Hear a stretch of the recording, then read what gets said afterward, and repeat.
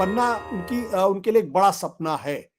और अगर एक बार कन्वीनर बन जाएंगे तो शायद जितनी आशंकाएं, अटकलें, अफवाहें बिहार से निकल रही हैं वो सारी खत्म हो जाएंगी। ये गारंटी नहीं है कि वो खत्म हो जाएगी, लेकिन इतना जरूर है कि जेडीयू के नेताओं से बात करने से ये जरूर पता चलता है कि वो कह रहे हैं कुछ तो मिले। मतलब एक एक जो होता है ना कि एक थोड़ी सी रेस्पेक्टिबिलिटी, दे वांट रेस्पेक्टिबिलिटी, और अपने कार्डर को कहने के लिए कुछ हो।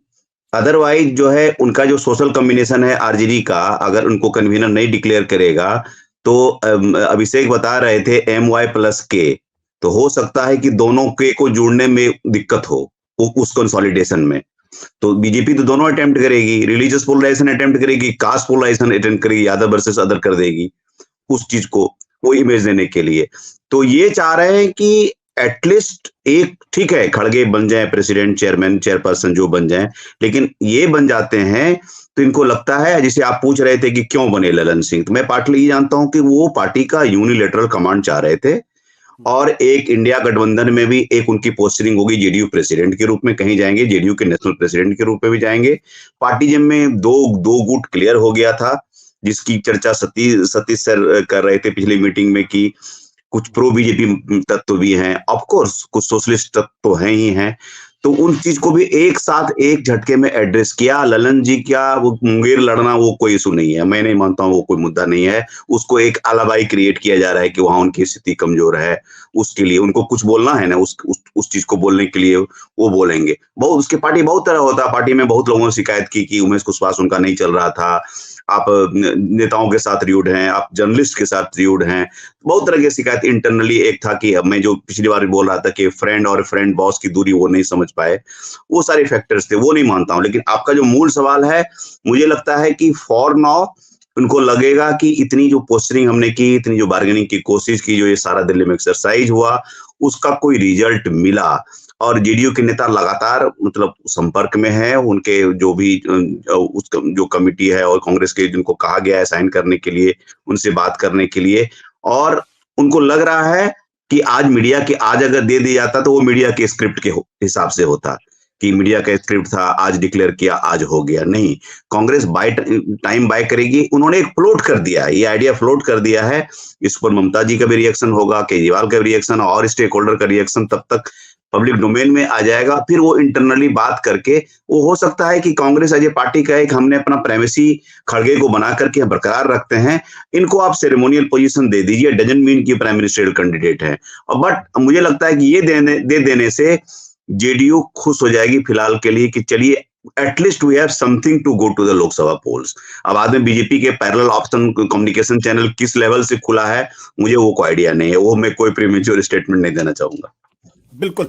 बट अभिषेक, क्या नीतीश कुमार, जिनके ऊपर हमेशा एक संदेह रहता है कि कब कहां चले जाएंगे, कब क्या कर देंगे, किसी को नहीं पता, क्या कन्वीनर होने के बाद वो लोगों को भरोसे में लेकर पूरे इंडिया गठबंधन को ड्राइव कर पाएंगे? क्योंकि कन्वीनर का तो मतलब यही होगा ना कि आप गाड़ी चलाएंगे, जो चेयरमैन होगा वो तो पीछे से गार्ड का काम करेंगे, बताएंगे थोड़ा सा भाई इधर लेफ्ट करो, थोड़ा सा राइट करो। क्या वो ड्राइवर के नाते चला पाएंगे ऐसी स्थिति में, जबकि वो खुद हमेशा संदेह के घेरे में रहते हैं? देखिए, ऐसी बात नहीं है कि वो संयोजक बनना चाहते हैं। कन्वीनर बनने के लिए उनकी कोई बहुत बड़ी इच्छा हो, मुझे ऐसा नहीं लगता। इसलिए नहीं लगता कि हमें लोकसभा के अंकगणित पर भी ध्यान देना चाहिए। लोकसभा में बीजेपी और कांग्रेस की जो अपर लिमिट थी, वो पिछली बार आप 355 सीटों की देख चुके हैं, 303 और 52। आप 4 लोकसभा चुनावों को देखें, 2004 में 283 कांग्रेस प्लस बीजेपी, 2009 में आप देखें तो 322 कांग्रेस प्लस बीजेपी, 2014 में आप देखें तो 326 कांग्रेस प्लस बीजेपी, और अब 355। अभी जो हालात दिख रहे हैं वो एक बार फिर बिलो 300 के दिख रहे हैं कांग्रेस प्लस बीजेपी के, क्योंकि महाराष्ट्र में रीजनल पार्टियों की का स्टेक बढ़ना है, बंगाल में बढ़ना है, उड़ीसा में बढ़ना है, पंजाब में बढ़ना है रीजनल पार्टियों का स्टेक। दिल्ली में अगर एक सीट भी आम आदमी पार्टी बढ़ाएगी, एक सीट भी हासिल करेगी, तो नेशनल पार्टियों का स्टेक घटेगा, कहीं ना कहीं घटेगा। तेलंगाना के मामले में कह सकते हैं थोड़ा बढ़ जाएगा नेशनल पार्टियों का स्टेक। तो कहने का मतलब यह है कि जब रीजनल पार्टी, हाँ यूपी में भी बढ़ा सकती हैं अगर बढ़ाया तो, रीजनल पार्टियों का स्टेक बढ़ रहा है और कांग्रेस लोकसभा में सिंगल लार्जेस्ट पार्टी नहीं है, तो प्रधानमंत्री बनाने के मामले में टर्म्स डिक्टेट करने की स्थिति में नहीं है। जब तक आप सिंगल लार्जेस्ट पार्टी लोकसभा में नहीं है, प्रधानमंत्री पद के लिए अपनी जिद नहीं थोप सकते। 2004 में यही हुआ कि 7 सीटें ही ज्यादा थी, तो कांग्रेस पार्टी अपनी जिद थोपने में, अपना प्रधानमंत्री बनाने में कामयाब हो गई। आपके पास वो नेचुरल क्लेम खत्म हो जाता है जब तक आप सिंगल लार्जेस्ट पार्टी नहीं हो। आज कोई बड़ा लार्जर कोalition इंडिया गठबंधन का भले ही हरा दे बीजेपी को, लेकिन बीजेपी से सिंगल लार्जेस्ट पार्टी का स्टेटस छीन लेगी लोकसभा में, ये कहना एक तरह से हम लोगों की गलती होगी। हम नहीं कह सकते कि सिंगल लार्जेस्ट पार्टी चाहे बीजेपी 180 लाए या 220 लाए, वही रहेगी। तो नीतीश कुमार संयोजक बनने के लिए इस हालात में जिद ठाने होंगे, मुझे ऐसा नहीं लगता। नीतीश कुमार को संयोजक बनने की जल्दी नहीं है। एक चीज सतीश सर अभी कह रहे थे, तेजस्वी यादव येन केन प्रकारेण मुख्यमंत्री बनना चाहते हैं। आपने 11 मई का महाराष्ट्र का जजमेंट देखा होगा, कॉन्स्टिट्यूशनल बेंच का जी। स्पीकर का जुरिस्डिक्शन और गवर्नर का जुरिस्डिक्शन काफी हद तक सुप्रीम कोर्ट ने डिफाइन कर दिया। पार्टियों की आंतरिक टूट फूट के आधार पर कभी भी किसी सरकार को फ्लोर टेस्ट के लिए गवर्नर अब नहीं कर सकते, नंबर 1। नंबर 2, स्पीकर तय करेंगे कि कौन है, पार्टी विप कौन होगा ये पार्टी का फ्लोर लीडर नहीं तय करेगा, ये तय करेगा पार्टी का आला कमान, यानी पार्टी तय करेगी। तो ललन सिंह को अध्यक्ष पद से हटाने की जो बात है, कहीं ना कहीं आरजेडी के साथ जो खबरें आ रही थी कि उनका मेल मिलाप ज्यादा बढ़ा हुआ है, हो सकता है कि यदि असेंबली स्पीकर तो आरजेडी का है, आप जानते हैं जी, कल को अगर टूट फूट की स्थिति पैदा होती है तो महाराष्ट्र वाला जजमेंट सामने आ जाएगा कि पार्टी का जो विप होगा वो ललन सिंह के द्वारा अपॉइंट किया हुआ व्यक्ति असली विप माना जाएगा, फिर वो स्पीकर का जुरिस्डिक्शन वहां पे खड़ा हो जाता है। पार्टी का आला कमान इस परिस्थिति में उनका बनना जरूरी था। दूसरी चीज इसके साथ ये होती है कि तेजस्वी यादव सीएम कैसे बनेंगे, जो सतीश सर कह रहे थे। महाराष्ट्र वाले कॉन्स्टिट्यूशनल बेंच के जजमेंट के बाद अब वो सीएम कैसे बनेंगे। पहली कंडीशन कि आरजेडी सपोर्ट विड्रॉ करे, वो करेगी नहीं लोकसभा चुनाव के पहले, उसकी मजबूरी है, पूरे इंडिया ब्लॉक में वो विलेन नहीं बनेगी। दूसरी चीज, बीजेपी नो कॉन्फिडेंस मोशन लाए और आरजेडी सपोर्ट करे, ये असंभव सी बात है। और असेंबली का सेशन बुलाने का अधिकार कहीं ना कहीं कैबिनेट और कैबिनेट के मुखिया के पास ही प्रत्यक्ष या अप्रत्यक्ष रूप से सुरक्षित होता है। ना तो वो स्पीकर डिसाइड कर सकते हैं अकेले और ना ही गवर्नर कन्वीन कर सकते हैं। तो इस स्थिति में लोकसभा चुनाव के पहले कोई जुगत भिड़ा करके, किसी तरह की जुगत भिड़ा करके तेजस्वी यादव को मुख्यमंत्री बनाना लालू यादव के लिए असंभव सी बात है। अगर लालू यादव चाहते भी हो तो असंभव की बात है। आज की तारीख में जो दिखाई दे रहा है वो यही दिखाई दे रहा है कि नीतीश कुमार येन केन प्रकारेण आरजेडी को ये समझा पाने में कहीं ना कहीं लगता है कामयाब हो सकते हैं कि असेंबली चुनाव साथ कराना जरूरी है, क्योंकि सीबीआई ईडी की तलवार लटकी हुई है, एक तरफ केजरीवाल पर, दूसरी तरफ हेमंत सोरेन पर, तीसरी तरफ तेजस्वी यादव और लालू यादव पर। और थोड़ा सा कहने में अजीब लगता है लेकिन वास्तविकता यही है कि बाकी सारे मामले में मनी ट्रेल प्रूफ करना भले ही असंभव सी बात हो, चाहे वो केजरीवाल का मामला हो एक्साइज पॉलिसी वाला जी, या फिर हेमंत सोरेन का मामला हो।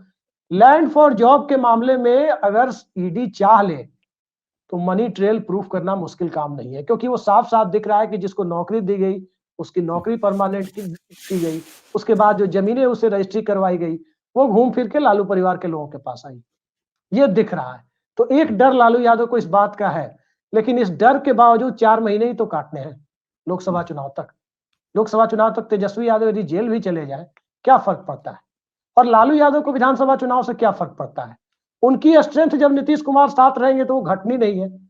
तो जब उनकी स्ट्रेंथ घटनी नहीं है, सत्य हिंदी को घटना नहीं है, और हमारे न्यूज लॉन्चर के प्लेटफॉर्म को यदि बढ़ जाना है, उससे भी 2 मिलियन पहुंच जाना है, तो सत्य हिंदी को भला क्या घाटा हो सकता है।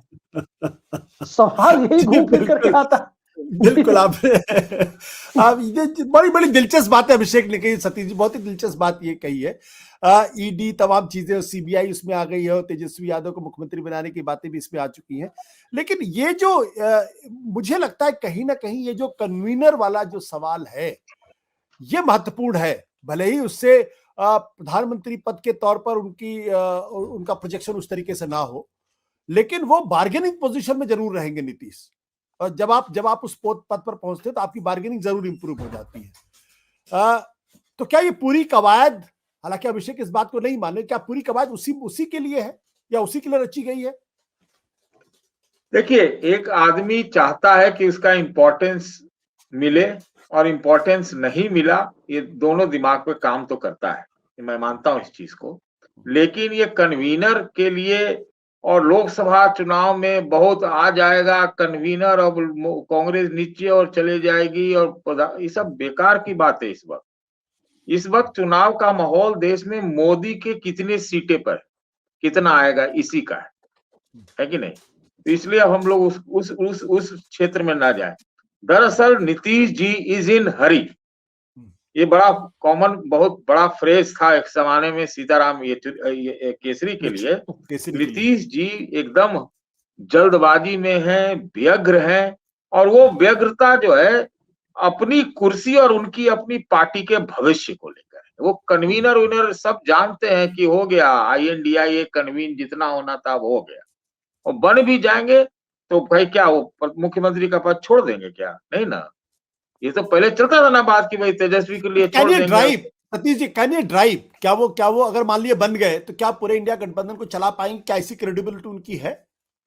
देखिए नहीं है। अरे ऐसा नहीं होता, ऐसा क्रेडिबिलिटी की बात होती तो सर्वमान नेता कब का चुन लेते। सबके मन में चोर है INDIA भाई। इनका जब मल्लिकार्जुन खड़गे का नाम उछाला गया तो अचानक ठंडा में नाम इनका कहां से आ गया? कहीं न कहीं होगा कि नीतीश जी अगर बन गए तो बड़ा दिक्कत है बाकियों को, तो कैसे चला पाएंगे ये बताइए ना।